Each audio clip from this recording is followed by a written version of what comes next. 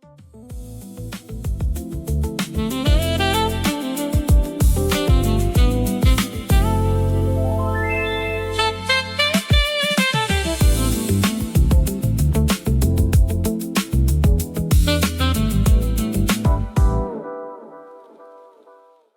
and welcome back to Chargers Talk 4630. I'm Stacey, and I got a few things I want to talk to you about today, and I promise I won't hold you too long if you'll hang in there and hear me out. Before we get started, if you enjoy the content, please take a moment to like, share, and subscribe. It really helps the channel continue to grow and allows us to keep bringing you Chargers content throughout the year. Don't forget to check out my website at www.slmexpressions.com. We got a ton of Chargers content over there, along with NFL discussions, hot takes, debates, community conversations, and a whole lot more that I think you'll enjoy. So check that out. Now, over the last few podcasts, I spent a lot of time talking about the Chargers offense, right? I've talked about the wide receivers. We talked about the tight ends. We talked about the running game. We talked about Mike McDaniel, Jim Harbaugh, Joe Ortiz, and the direction that this organization is heading in, right? But today I want to shift gears and talk about something that I don't think is getting nearly enough attention. I want to talk about this defensive line because while everybody is focused on Justin Herbert, the offense, and all the weapons around him, I believe the foundation of this football team may actually be built in the trenches. And the more I think about the pieces the Chargers have up front, the more I'm convinced that this has a chance to be one of the most dominant defensive lines in all of football. And I'm not joking when I say that. I know it's a bold statement. We're talking about a league that's loaded with talent. But when you look at the combination of veterans, young players, depth, versatility, size, the pass rushing ability that this group possess, it's hard not to get excited about how dominant I think this defense can become. So today, I want to break down why I believe this defensive front has a legitimate chance to be a top 3 unit in the NFL and why their success could completely change the ceiling of this football team, right? So let's get into it. So now when people talk about the Chargers, most of the conversation starts with Justin Herbert, right? And rightfully so. He's the franchise quarterback. He's the face of the organization. But today I want to talk about something that I believe could determine whether this team is just a playoff team or whether this team is capable of making a legitimate Super Bowl run. And I think it is. And that's why I want to talk about this defensive line, because if you listen to me long enough, you heard me repeat something that Jim Harbaugh has preached for years. And that is that football games are won and lost in the trenches. He says it over and over again. Everybody loves touchdowns. Everybody loves highlights. Everybody loves big plays down the field. But when it's 3rd and 1 in January, when it's 10 degrees outside, when you're facing teams like Baltimore, Buffalo, Kansas City, and the Houston Texans, can you control the line of scrimmage? That's where the battles are won, right? And when I look at this Chargers defensive front, 3 names jump right off the page to me. Dalvin Tomlinson, Tear Tart, and Jamari Caldwell. And what I love the most about these 3 players is not just about their production. It's their stories. None of these guys were football greats. None of these guys had the red carpet rolled out for them, right? But they had to earn every single opportunity that they received. Let's start with Dalvin Tomlinson. He was born in 1994. The same year the Chargers made their only Super Bowl appearance. And as Charger fans, we all know how that ended, so let's not relive that pain today. But what I find interesting about Tomlinson is that he wasn't just a football player growing up. In his high school, he not only played soccer, but he was a wrestler. When he got to Alabama, things didn't immediately take off for him. He was red-shirted because he was recovering from injuries. He spent time behind veteran players. He had to wait his turn, right? But that's been the storyline of his career. He never became the flashy defensive tackle that generated big headlines. So he became something even more valuable to me. Reliable, dependable, consistent. He played for the New York Giants, Cleveland Browns, Arizona Cardinals. Everywhere he's gone, coaches have trusted him to do the dirty work. I'm talking occupying blockers, stopping the run, eating double teams, and allowing everyone else to make plays, right? And sometimes those players don't get enough appreciation because the stat sheet don't tell the whole story. But defensive coordinators know exactly how important these players are. Now at 32 years old, Dalvin Tomlinson is here with the Chargers on a 1-year deal with something he hasn't had very often in his NFL career. And that's a legitimate opportunity to compete for a championship. And I don't think the Chargers signed him because they believe he's the player he was 5 years ago. I think they signed him because they know exactly who this player still is. A professional, a leader, a run defender, and a veteran player who can help develop a young defensive line room that's loaded with potential. Now let's talk about Teair Tart a little bit. And if there's one player on this roster who embodies perseverance, it might be him. This man dealt with injuries early in his college career. He had to deal with being cut as well as going undrafted, going through a lot of ups and downs early on in his career, right? Especially with injuries. Most people would have quit, but not Teair Tart. He kept fighting. He kept betting on himself. And eventually, he landed with the Chargers. And since then, that move has helped him to rebuild his career. And what I love about Teair Tart is that he plays with the edge. Every defense need a player like that, right?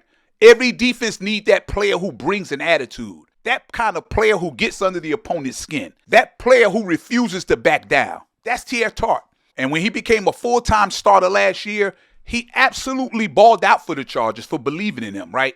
His statistics don't tell the full story because his impact goes way beyond sacks. He collapses pockets. He disrupts running lanes. He forces offensive lines to account for him. And the Chargers rewarded him with a 3-year contract because they believe his best football is still ahead of him. Now let's get to the player I'm most excited about, and that's Jamari Caldwell, because I think there is a legitimate chance we're watching the early stages of a breakout player. Another 0-star recruit, right? Another player who had to take the long road. Another player who had to fight for every opportunity. Remember when Poona Ford left? A lot of people immediately focused on what the Chargers lost. And I understand that. Poona had a tremendous season, no doubt. But sometimes we get so focused on who's leaving that we don't spend enough time about the players that were developing in that same position. The Chargers were not asking one player to replace Poona Ford, right? A lot of people immediately focused on what the Chargers had lost, and I get that. Poona Ford had a tremendous season, no doubt. But sometimes we get so focused on who's leaving that we don't spend enough time talking about the players that was developing in the same position. The Chargers weren't just asking one player to replace Poona Ford, right? They were asking an entire room to step forward. And that was Teair Tart, Dalvin Tomlinson, and Jamari Caldwell. And that's how good organizations operate. They don't replace production with one player. They replace it with depth, competition, and development. And I really like Jamari Caldwell, and I think he's going to be a force for years to come. And while some people wanted more from him statistically during his rookie year last year, I think they're missing the bigger picture. His run defense was great. In fact, according to PFF, his run defense ranked first amongst rookie defensive tackles who played at least 100 run defensive snaps. That isn't luck. That's a foundation. And what excites me is that he's still learning. He's still developing. He's still being coached by one of the best defensive line coaches, in my opinion, in football, in Mike Elston. I believe the sacks will come. I believe the pass rushing opportunities will come. I think his role will get bigger. And when you combine his youth with the experience of Dalvin Tomlinson and the toughness of Teair Tart, that's where things really get interesting, because now you're not relying on one player. You're building a rotation. You're building depth. You're building a defensive front that could stay fresh deep into games and deep into the season. Now, let me explain why I think this defensive line has a chance to really be special. And no, I'm not sitting here telling you this is the 1985 Bears. I'm not going to sit here and tell you or try to convince you that this is the 2000 Baltimore Ravens. And I'm not trying to tell you that this is the Legion of Boom. But what I'm saying is, I believe this defensive front has a chance to become one of the most important units on this football team. And here's the reason why I say that. When I look at Dalvin Tomlinson, Teair Tart, and Jamari Caldwell, I don't just see 3 defensive tackles. I see freedom for everybody else. Think about what happens when offenses can't run the football. And that's where the fun begins, because it makes everybody's job on the outside edges easier. Because now Khalil Mack can pin his ears back. Tuli Tuipulotu can attack. Bud Dupree can attack. Akeem Mesidor. He can develop into the player the Chargers believe he can become. And that's what great interior line play does, right? And let's not forget about Justin Boykby. I think he's quietly becoming one of the most underrated players on this defensive front. He finished last season with 6 sacks. And for some reason, nobody talks about the growth he's shown. And what I like about Justin Boykby is he's not a player that has to be the focal point of the defense. He's at his best when the guys in front of him are doing their job, collapsing the pocket, eating up blockers, and forcing quarterbacks to make quick decisions. And that's why the additions of Jamari Caldwell alongside Dalvin Tomlinson and Teair Tart become so important. If these three are controlling the line of scrimmage and forcing offenses into obvious passing downs, right, now Justin Boykby gets to do what he does best, attack. He gets to pin his ears back, play downhill, and become another disruptive force coming after the quarterback. And then there's Kyle Canard. The Chargers drafted him because they saw the potential. They saw a player with the talent and the upside to become a major contributor on this defense. Now, let me read some of his stats, because Kyle Canard is under the radar right now, and I know that he couldn't stay on the field a lot last year, but man, check these stats out, because these stats blow me away, and I'm just really rooting for him to develop into that player that he was in college. Man, this dude had an historic breakout season his last year at South Carolina. Listen, he established himself as one of the most dominant defensive players in college football. The Chargers took him with the 125th pick in the 4th round. He was awarded the nation's most outstanding defensive player. He was the SEC Defensive Player of the Year. He was voted the conference top defender by both coaches and the Associated Press. He was a first-team All-American who had 11.5 sacks, and he ranked second in a single season in Gamecock history behind Jadeveon Clowney. He had 15.5 tackles for loss, 3 forced fumbles, 2 fumble recoveries, and 10 quarterback hurries. Now, how do you not get excited with a player that put up those kind of numbers? And I'm talking about doing it against semi-pro competition in the SEC. If he takes that next step in his development, if he's healthier, more comfortable in the system, and ready for a larger role, then suddenly you're talking about yet another edge defender that offenses have to account for. And think about what we're saying here. Khalil Mack, Tuli Tuipulotu, Bud Dupree, Akeem Mesidor, Justin Boykby, Kyle Canard. Man, that's a lot of bodies that can get after the quarterback. And all of it starts with what happens inside. Because if Jamari Caldwell, Dalvin Tomlinson, and Teair Tart are doing their job and they're winning the battle in the trenches, they're creating opportunities for everybody else. And they're forcing offenses into passing situations. They're making quarterbacks uncomfortable. They're speeding up the clock in a quarterback's head, right? And when that happens, this defensive front has a chance to become one of the deepest and most dangerous groups in the entire National Football League. That's why I keep coming back to the same point. The stars may get the headlines, but championships are won up front. And if this defensive line becomes what the Chargers believe it can become, it can completely change the identity of this defense. It forces offenses into situations they don't want to be in. And when offenses become one-dimensional, defensive coordinators become dangerous, right? Look at the linebackers. Daiyan Henley is on the last year of his rookie deal. So he's playing for his second contract, and we've seen him play at a high level already. And we don't believe he's hit his ceiling yet. So I'm looking for that all-pro type of season from him this year. But do you know what makes a linebacker's job easier? Defensive tackles that keep offensive linemen off of them, right? And when guards and centers are climbing to the second level untouched, right? Linebackers eat. We couldn't do that last year, but now that we have a big upgrade at center and should be much improved at the guards position, all of that should change this season. And when defensive tackles occupy blockers and clog running lanes, linebackers become playmakers. That's why I think Daiyan Henley could have another huge season. Not because he's suddenly become faster, not because he's suddenly become stronger, but because the guys in front of him is going to make his job a whole lot easier. And then look at the secondary. Everybody talks about interceptions. Everybody talks about pass breakups. Everybody talks about coverage. But coverage and pass rush go hand in hand, right? The longer a quarterback has to stand back there, the harder it becomes on the defensive backs. The quicker the pocket collapses, the more mistakes quarterbacks make. That's why I think players like Derwin James, Taheeb Still, Cam Hart, Dante Jackson, and the guys could benefit tremendously from this defensive front. Pressure creates mistakes. Mistakes create turnovers. Turnover wins football games, and it all starts up front. Now, let me go back to the edge rushers real quick. I don't think enough people are talking about how deep this group really is. Everybody knows Khalil Mack, right? The future Hall of Famer does not need an introduction here. Year after year, he continues to prove people wrong. Still one of the elite edge rushers in the game.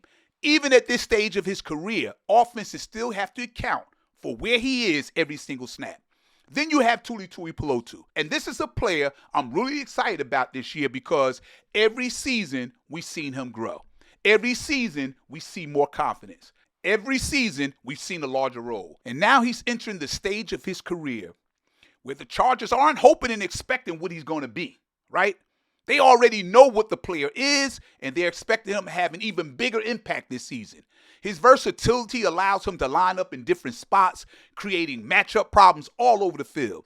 Then there's Akeem Mesidor, and I know some fans aren't talking enough about him right now, but I'm intrigued by him because one thing we've learned about this coaching staff is they don't care where you was drafted. They don't care about your recruiting ranking. If you can play, they'll find a role for you. Mesidor has shown explosiveness and effort, which the coaches love. Now it's about development. It's about consistency. And if he continues to develop under Mike Elston, don't be surprised if he becomes one of those players that people are talking about in the middle of the season. Akeem Mesidor's primary pass rusher, who was on the opposite side at the University of Miami, was Reuben Bain Jr. That's why Miami Hurricane defense terrorized offenses in college last year because they had two of the most disruptive defenders in college football, and the Chargers are happy to have one of them on their team. And that's what gets me excited, right? It's not just the starters. It's the depth.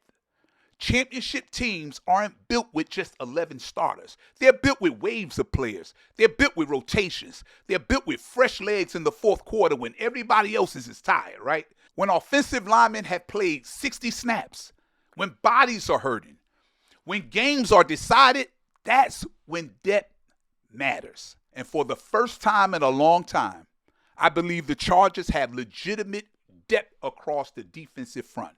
Which brings me to my final point. Everybody wants to know if the Chargers can win the AFC West. Everybody wants to know if they can compete against elite teams in the AFC.